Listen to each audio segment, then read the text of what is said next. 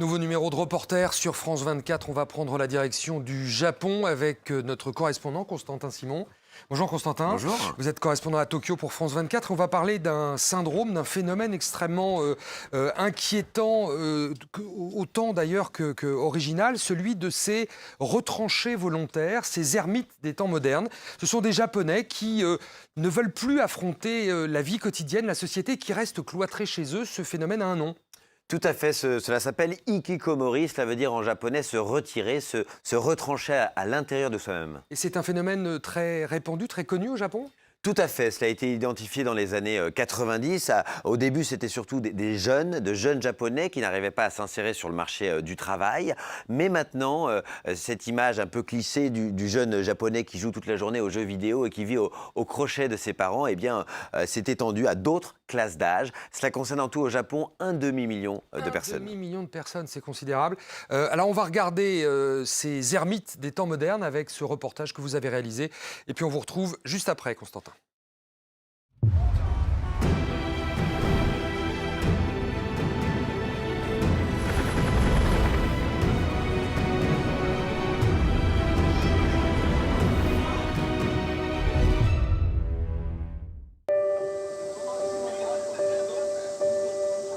Si ces oiseaux rêvent de voler, Yusuke n'a aucun désir de voir le monde. Il en a peur. Sa cage, son nid, c'est cette chambre de 9 mètres carrés qu'il ne quitte pratiquement jamais depuis une dizaine d'années. Jour et nuit, Yusuke regarde à distance cette société à laquelle il n'appartient plus. Il est ce qu'on appelle au Japon un hikikomori, un homme retiré qui ne sort plus de chez lui. J'ai besoin du bruit de la télévision, sinon je ne me sens pas bien. Le silence me rappelle que je suis seul. Souvent, je reste allongé dans mon futon toute la journée. Je regarde le plafond. Yusuke était un enfant normal, mais à l'université, il a été victime d'un harcèlement de la part d'un professeur et d'autres élèves. Une expérience traumatique qui l'a dégoûté des humains. Depuis, le temps s'est arrêté. Il a 32 ans, mais sa chambre est celle d'un adolescent. Il cherche ses mots, comme un sens à cette vie étrange qui est la sienne. C'est comme si j'oubliais tout. C'est vague. Je sais juste que mon corps est lourd. Disons que j'ai peur du monde. Un simple coup de téléphone ou un email m'inquiète.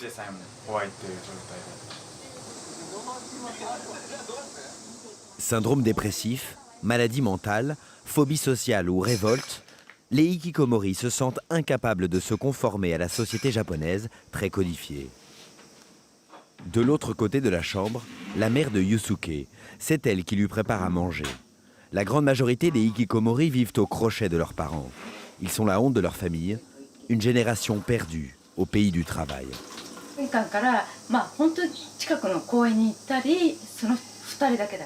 Depuis la porte, je l'ai plusieurs fois supplié de sortir, d'aller juste au parc ou bien dans un magasin d'oiseaux, puisqu'il aime les oiseaux. Je ne sais pas quoi faire. Je suis allée voir plein de docteurs, j'ai assisté à plein de conférences. Tout ce que je peux vous dire, c'est que c'est dur, c'est très dur. Il ne s'intéresse à rien. J'ai beau essayer de l'intéresser à quelque chose, il ne sort pas. Résultat, moi aussi, je suis complètement déprimée.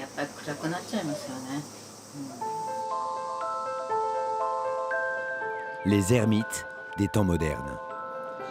Le phénomène a été identifié à la fin des années 90, au moment où la crise économique au Japon crée beaucoup de déclassés, surtout chez les jeunes.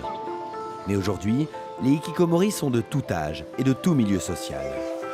Majoritairement des hommes, il y a aussi de plus en plus de femmes. Grâce à Internet et aux livraisons à domicile, les reclus peuvent survivre seuls. Comme Alice. Au total, elle a passé 5 ans enfermée dans sa chambre. Une claustration par période, comme un animal qui se réfugie dans sa carapace.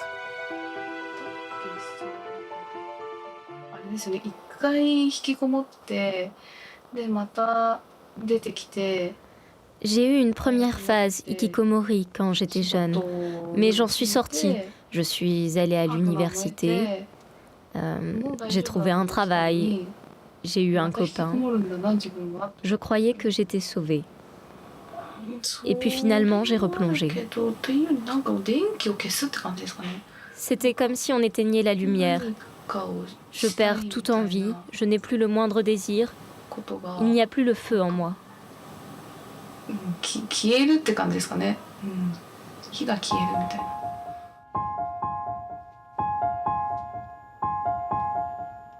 À l'époque, Alice a quitté mari et emploi. Aujourd'hui, elle va mieux et accepte de parler aux gens. D'autres se testent à jamais. Chaque année, 30 000 reclus meurent dans l'anonymat le plus complet. Pas des suicides, des morts silencieuses, dans le secret d'un appartement.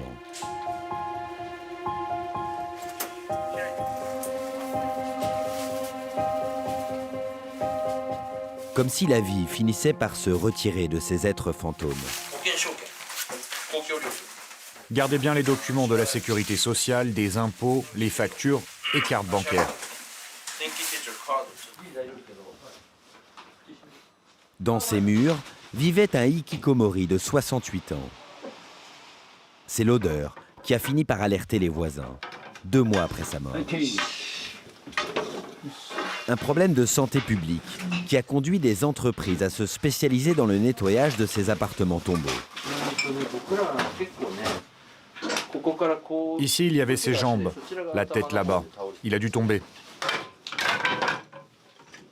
Mystère d'un homme qui, jadis, avait fréquenté le monde. Comptable pendant 40 ans, comme de plus en plus de Japonais, il s'est isolé à l'âge de la retraite.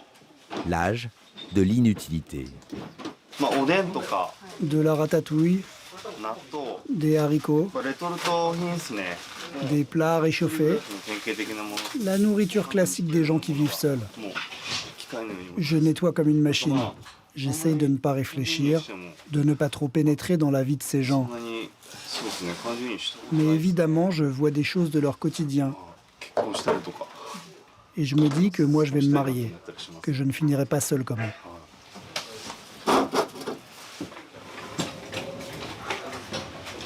Les Japonais vieillissent, les hikikomori aussi. Plus ils sont âgés, plus ils sont seuls, sans famille ni amis, sans plus personne pour tenter de les sortir de l'isolement.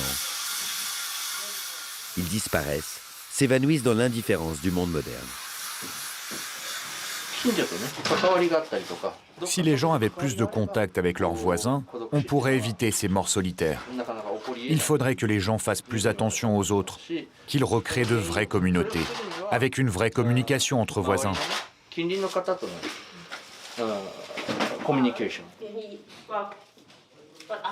Le défunt avait tout de même une nièce.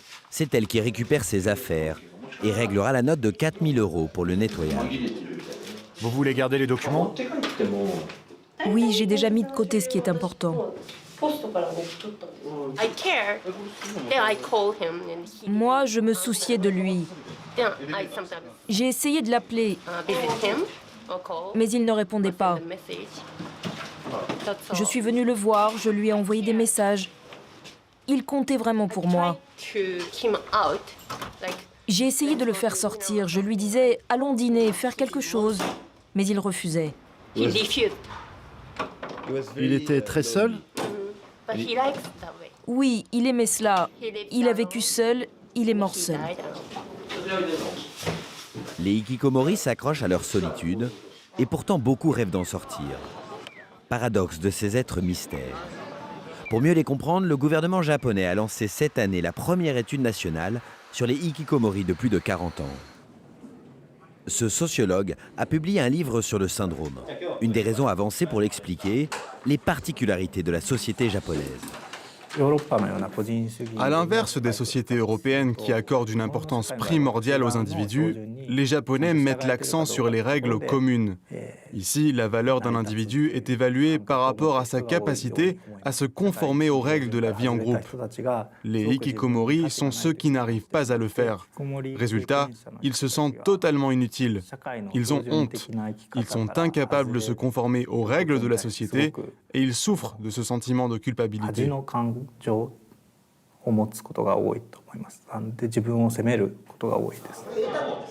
Pour aider les hikikomori, des ONG proposent des formations à ceux qui acceptent de sortir quelques heures de leur chambre. Voici comment faire un tableau Excel. Écrire une facture, un email à son patron, simplement réapprendre à parler, rire ou se décontracter en groupe, les bases de la vie en société. J'aimerais poser une question, mais je ne sais pas comment la dire. D'abord, on ne leur demande de venir qu'1 à 2 fois par mois.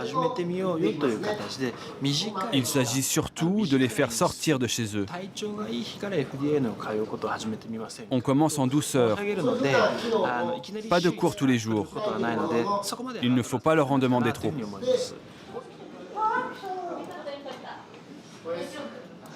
Près de 2 candidats sur 3 décrochent.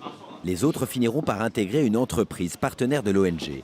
Pour cet homme, cela a pris 3 ans. Avant, j'étais incapable de parler, mais maintenant, je n'ai plus peur. Je peux communiquer avec mes collègues et donc travailler en entreprise, en équipe. Je pense que c'est ça que j'ai vraiment appris ici, à collaborer, à communiquer. Je peux redémarrer ma vie. J'ai confiance maintenant.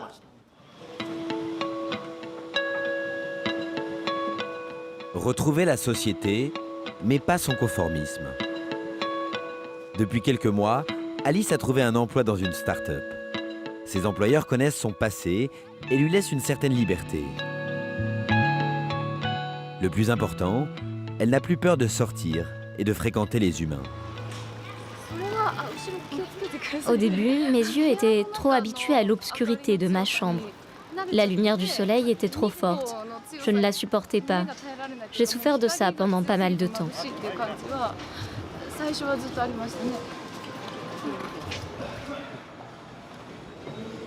Une fois par mois, elle se rend à la réunion de rédaction d'un magazine créé en février par et pour les hikikomori. Tous ces Japonais ont connu des périodes d'enfermement. Aujourd'hui, ils se sentent mieux et veulent partager leur expérience. Au début, c'était vraiment une découverte. Je me sentais enfin à l'aise avec des gens ici, car tout le monde a vécu un peu ce que j'ai vécu. Je n'aime pas les endroits où il y a beaucoup de gens. Mais ici, on se connaît et on ne se juge pas. On peut se tenir comme on veut, on n'est pas obligé d'être bien assis.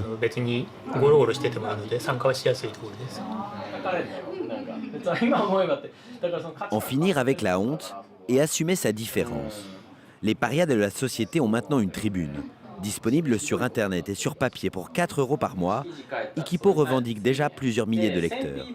Des reclus, mais aussi beaucoup de parents de reclus qui veulent mieux comprendre leur enfant.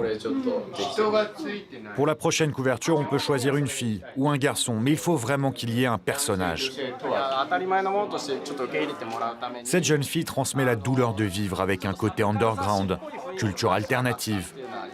La plupart des gens ont des a priori négatifs. Ils nous voient comme des enfants gâtés, paresseux. Avec ce journal, on espère changer un peu cette image.